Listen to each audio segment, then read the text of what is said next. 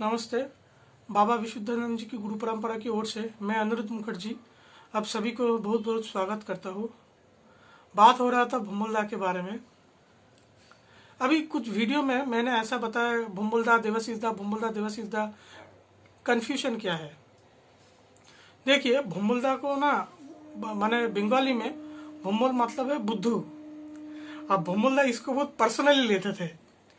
भुम्बुलदा को मैं भुम्बुलदा बोलता था, भुम्बुलदा ठीक है। पर जब मैं कुछ वीडियो बनाता हूँ, कुछ किताबें लिखता हूँ, कहीं पे बात करता हूँ और लोग आके फिर पूछते भुम्बुलदा, और भुम्बुलदा बहुत गुस्सा हो जाते थे। भुम्बुलदा मुझे बोलते हैं, अरे तुम भुम्बुलदा किसी को मत बोलो, देवाशीष दा बोलो, सबको देवाशीष दा बोलो, भुम्बुलदा मत बोलो। तो इसलिए मैं फिर कुछ वीडियो में देवाशीष दा बोला, किस वीडियो में भुम्बुलदा बोला। मैं भुम्बुलदा को बोला, देखो भुम्बुलदा का घर का नाम है, तो घर का नाम से बुलाने से क्या होता है, एक अपनापन आता है, और देवाशीष दा बुलाने से एक फॉर्मेलिटी चले आता है।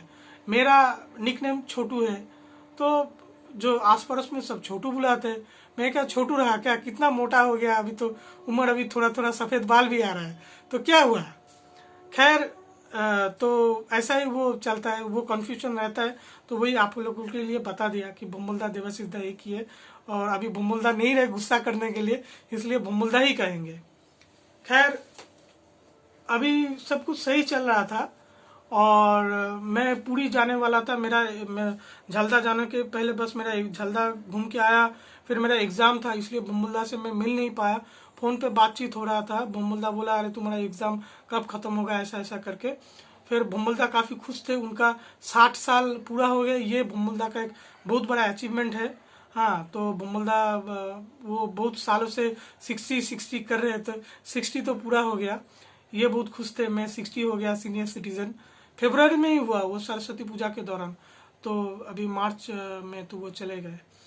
खैर, तो मेरा एग्ज़ाम्स था, एग्ज़ाम्स ख़त्म करके मैं पुरी के लिए निकल गया। तो भुम्बुलदा मुझे बोले कि पुरी से मेरे लिए गमछा लेके आओ। मैं बोला ठीक है। पुरी से वापस आया, मैंने उनको गमछा दिया, जगन्नाथ जी का प्रसाद दिया। तब मैं जेठी माँ से मिलने के लिए आया था। भुम्बुलदा सब तब नहाने के लिए जा रहे थे। मैं उनको मिला, फटाफट सामान दिया, प्रणाम किया, बोला ठीक है भुम्बुलदा, अच्छे से रहो, ठीक है। फिर तो मेरा जो रूल्स था, हफ्ते में एक दिन वही रूल्स मेरा चल रहा था। तभी ये 6 तारीख 6 मार्च भुम्बुलदा का जो वाइफ है, भाभी जी का, मेरा कॉल आया कि अरे अनिरुद्ध जल्दी से आओ, तुम्हारा भैया एडमिटेड है हॉस्पिटल में, अभी पैसे का क्या करना है तुम देखो, क्योंकि मेरे को तो कुछ समझ नहीं आ रहा है, खर्चा कहाँ से क्या मैनेज करूँ। तो मेरा क्या है, ये बैंकिंग सिस्टम मुझे बहुत अच्छी तरीके से पता है कहाँ से क्या होता है। तो मैं गया, मैं बोला ठीक है, देखता हूँ भुम्बुलदा का बैंक का क्या है, मुझे दिखाओ। भाभी जी मुझे सब कुछ दिखाए। एटीएम भी था, एटीएम के साथ एटीएम के पिन भी लिखा हुआ था। ऑर्गेनाइज्ड बंदा है पूरा, ठीक है। एटीएम से मैंने पैसा निकाल के दिए और बोला अगर ज़रूरत पड़े तो मैं बैंक में जाऊंगा, तुम कोई चिंता मत करो, पैसे के लिए कोई चिंता नहीं है, पैसा है। तो सब कुछ देख दिखा के आए। तो फिर भुम्बुलदा का क्या हुआ, मैं ठीक से मुझे मालूम नहीं पड़ा। सुना उनका ब्रीदिंग का कुछ प्रॉब्लम हो रहा था, फिर इन्फेक्शन भी कुछ स्प्रेड हो गया था। सही से मुझे मालूम नहीं पता था, क्योंकि भाभी जी भी काफ़ी वो घबराए हुए थे इस हालत में। फिर गोपीदा, जिसके बारे में मैंने बात किया, गोपीदा मुझे बोला कि भुम्बुलदा का हालत मुझे ठीक नहीं लग रहा है, तुम चाहो तो फिर तुम थोड़ा सा देख के आओ। तो खोजबागन में भुम्बुलदा एडमिट थे, तो मैं बीसीसीयू में गया और तब विजिटिंग आवर्स ख़त्म हो गया, तो वो लोग मुझे अंदर जाने नहीं दिए। तो खैर, मैं सब ख़त्म करके फिर मैं वापस आ गया, और अगले दिन मैं सुबह मैं विजिटिंग आवर्स में गया और आश्रम गया, विजिटिंग कार्ड लिया आश्रम भाभी जी से, और बीसीसीयू गया। आईसीयू में भुम्बुलदा तब थे। और तब का अगर एग्जैक्ट बात बताओ, भुम्बुलदा को काफ़ी ब्रीदिंग प्रॉब्लम हो रहा था। घटना क्या हुआ था कि भुम्बुलदा का पैर में दर्द था, और वो कोई डॉक्टर को दिखाए, सुचंद्रम पात्र करके, और उन्होंने भुम्बुलदा को कोई इंजेक्शन सजेस्ट किया। 6 इंजेक्शन लेने थे, और इंजेक्शन जब से भुम्बुलदा लेना शुरू किया, वो उसमें कुछ प्रॉब्लम आ गया और पैर सूजने लगा। सूजते सूजते इन्फेक्शन जो है वो पूरा बॉडी में स्प्रेड हो गया, और फिर ब्रीदिंग प्रॉब्लम चालू हो गया। तो फिर डॉक्टर साहब हुआ तो बोला घर का कौन है, मैं बोला अभी तो मैं ही आया हूँ। तो डॉक्टर साहब बोले दवाई थोड़ा कुछ काम कर रहा है, सूजन थोड़ा सा कम हुआ है और धीरे धीरे इन्फेक्शन वो काटेगा, और सूजन के लिए किडनी एकदम उनका सही है, हार्ट एकदम सही है, और देखते हैं थोड़ा सा इन्फेक्शन थोड़ा सा कम हो जाएगा तो फिर आगे का ट्रीटमेंट हम लोग देखेंगे। मैं बहुत खुश हो गया। और भुम्मुलदा बोला मेरा चेस्ट में काफ़ी प्रेशर हो रहा है, बहुत कष्ट हो रहा है। भुम्मुलदा को बोला थोड़ा सा तुम सहन कर लो, डॉक्टर साहब तो बोले तुम्हारा सब कुछ सही है, 2-3 दिन में इन्फेक्शन सही हो जाएगा तो फिर तुम एकदम पूरा स्वस्थ होकर घर वापस आओगे। भुम्मुलदा मेरे को थोड़े को देखा, बोला तुमको कहाँ से पता चला। मैं बोला भाभी जी ने बुलाया। बोला अच्छा अच्छा ठीक है। तो एक मैं भुम्मुलदा का हाथ में पैर में ऐसा हाथ बुला दिया, थोड़ा सा सहला दिया। बोला चिंता मत करो। भुम्मुलदा बोला मेरे को उठा के बिठा दो। नर्स जो था वो भुम्मुलदा का काफ़ी हेवी चेहरा है। मैं भुम्मुलदा को और नर्स उधर से पकड़ के उसको बिठा दिया। और भुम्मुलदा फिर एक वो बात है कि नर्स जो है वो बोला कि घर से कौन है, मैं बोला मैं हूँ, बोलिए। बोला भुम्मुलदा का कपड़ा आप घर पे लेके जाओ। तो भुम्मुलदा बोले नहीं घर पे वापस क्यों लेके जाना है, मैं तो वो कपड़ा पहन के मैं घर वापस जाऊंगा, उसको यहीं पे रहने दो। फिर वैसा सब बातचीत हुआ करके मैं फिर वापस आ गया आश्रम में। और भाभी जी थोड़ी देर बाद भुम्मुलदा को मिलने के लिए फिर निकल गए। और डॉक्टर से मेरा जो बात हुआ वो मैं बोला तो भाभी जी भी बहुत खुश हो गए कि सब कुछ सही जा रहा है। तो उसके बाद ही 6 मार्च को सैटरडे भुम्मुलदा एडमिट हुए। 7 मार्च संडे को सुबह मैं भुम्मुलदा को देख के आया। 10:30-11 बजे बातचीत हुआ और 2:30 बजे 2:20 में भुम्मुलदा चले गए। और उसके बाद तुरंत बाद ही भाभी जी मुझे कॉल किए, बोला तुम्हारा दादा अब नहीं रहा। तो फिर जल्दी जल्दी फिर मैं क्या किया, मेरे ग्रुप में जो है वहाँ पे मैंने पोस्ट किया अगर कोई देखने आना चाहते हैं। और मैं पिंटू दा जो लालटू दा पिंटू दा जो भुम्मुलदा का भाई है उनको इत्तला किया कि शायद वो लोग फिर दादा का जो काम है वो अगर वो लोग करता है तो उन लोगों को मैंने इन्फॉर्म किया पहले। तो उन्होंने बोला ठीक है हम लोग आएंगे, ऐसा करके उन्होंने बोला अच्छा किया तुमने इन्फॉर्मेशन दिया। फिर मैं घर वापस आ गया और फिर थोड़ी देर बाद क्योंकि बॉडी डिस्चार्ज करने के लिए थोड़ा सा टाइम लगता है, 2-3 घंटे बाद मैं फिर आश्रम गया। भुम्मुलदा को आश्रम में लिया गया था। फिर लोग सब रो रहे थे। खैर फिर समसम जाने की बारी आई तो मैं ही फिर वो सब चंदन का टीका वीका दे के फिर भुम्मुलदा का फिर वो मैं पकड़ के फिर, और गोपीदा भी था, हिमाद्रीदा भी था, शुभेंदुदा करके सब था। तो वही लोग थे जो लोगों से भुम्मुलदा बात करते थे, सब उनका गॉसिप पार्टनर चाय के दुकान में। ठीक है। तो फिर मैं शमशान हम लोग पहुंचे बर्धमान में। तो फिर भुम्मुलदा का जो काम किया था वो भुम्मुलदा का साला जो है छोटा साला वो भुम्मुलदा का फिर मुखाग्नि किया और सारा काम किया।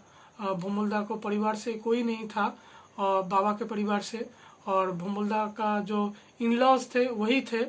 ससुराल माने उनका जो साला 2 साला वो थे, भाईराबाई था, वो सब थे। मैं शमशान में मैं हेड गिन के दिखा 10 या 11 लोग थे। ठीक है। बाबा का परिवार से कोई नहीं था और कोई डिसाइपल वो कोई नहीं था। हाँ मैं ही था और बाकी तो सब गॉसिप पार्टनर से शाम को सब गॉसिप करते थे। वही कुछ लेके फिर मैं सब काम करके एकदम चिता के सामने मैं भुम्मुलदा को रख के आया। ठीक है। मैं जेठू को मैं रख के आया चिता के सामने, भुम्मुलदा को मैं रख के आया चिता के सामने। और तब मैं सोच रहा था बाबा विशुद्धानंद जी के पास कि देखो तुम्हारा 2 जनरेशन को मैंने चिता के सामने आके छोड़ दिया, जब मेरा चिता में जाने का वक्त होगा तुम मेरे साथ रहना। तो ये मेरा प्रार्थना था। फिर मैं घर वापस आ गया, थोड़ा सा फ्रेश हो लिया और उनके जो साले थे वो बोले कि अस्थि विसर्जन के लिए तुम जाओगे। मैं बोला ठीक है। तो फिर एक गाड़ी कर लिए, भुम्मुलदा का जो 2 साला और मैं और गोपीदा जो था वो 4 आदमी फिर निकल गए यहाँ से बर्धमान से करीब 9:10-15 में। और फिर यहाँ से 1 घंटा 10-15 मिनट लगा और गंगा में जाके अस्थि विसर्जन करके मैं रात को 12 बजे तक वापस आ गया। ठीक है, तो फिर अभी उसके बाद मैं अभी बीच में मैं जाके थोड़ा सा फल वगैरह वो सब दे के आया, फल वगैरह और जो देते हैं हब्बीसी करने के लिए मिठाई विठाई कुछ दे के आया उन लोगों को। और अभी भुमल्दा चले गए 7 मार्च को, 11 मार्च को शिवरात्रि था, 15 मार्च को बाबा विशुद्धानंद का जन्मदिन था। आश्रम में काफ़ी लोग आए था, धूमधाम सब काम हुआ। घर का लड़का तो अभी नहीं रहा, तो मुझे ये बात कुछ ठीक नहीं लगा। ये मेरा पर्सनल ओपिनियन है, मेरा तो आश्रम चलाने का कोई अनुभव नहीं है। अगर मैं होता था तो इस साल आश्रम में अनुष्ठान बंद रख देता। और मेरे जो लोग मेरे से जुड़े हुए हैं, मैं सब मुझे हैप्पी बर्थडे करके बाबा विशुद्धानंद जी के दिन में काफ़ी लोग आए, मेरे से पूछे कि आप जन्मदिन में बाबा विशुद्धानंद जी का क्या कर रहे हो। मैं बोला कुछ करना नहीं है, घर का लड़का मर गया, 10 दिन भी नहीं गया, क्या तमाशा क्या करेंगे, चुपचाप बैठे रहो। मेरे लोगों से मैं डिस्करेज किया। ठीक है, तो मैं शांत था। फिर अभी 17 मार्च था, आज कल भी मैं आश्रम में गया था भाभी जी को मिलने के लिए कि आज काम है, बोलो सब ठीक ठाक है। फिर 17 मार्च आज मैं दिन भर मैं थोड़ा सा देरी करके गया, पूजा वूजा काम करके। फिर 12 बजे बाद मेरा मम्मी जी गए। मैं अपने परिवार को ये आश्रम के परिवेश में ज़्यादा घुसने नहीं देता हूँ। मैं खुद ही जितना कुछ है वो मैं मेंटेन करता हूँ। फिर मेरा मम्मी जी बोले नहीं, भुमल्दा काफ़ी बार मेरे घर पे आए हैं, तो मेरा मन कर रहा है मैं एक बार जाऊँ। तो मैं अपने मम्मी को साथ को लेके गया, एक माला लेके, मिठाई लेके। और फिर मेरा मम्मी देख के फिर चला गया और मैं रहा। ठीक है, अभी क्या है, श्राद्ध बारी में खाना नहीं मैं खाता है। ठीक है, वो शास्त्र में काफ़ी उनका निंदा है। पर अगर जो गुरु का परिवार अपना परिवार में अगर कोई चला जाता है, क्या वो तो पार्टिसिपेट करना ही होता है ना, तो ऐसे कैसे चलेगा। तो इसलिए फिर खाना खा के भी मैं आया और जेठू का काम में भी मैं खाना खा के ही आया था। और पूजा चल रहा था, मैं बैठा हुआ था। बाबा के परिवार से कोई नहीं आया, तो खैर छोड़ो। और मैं उधर बैठ के सब देखा।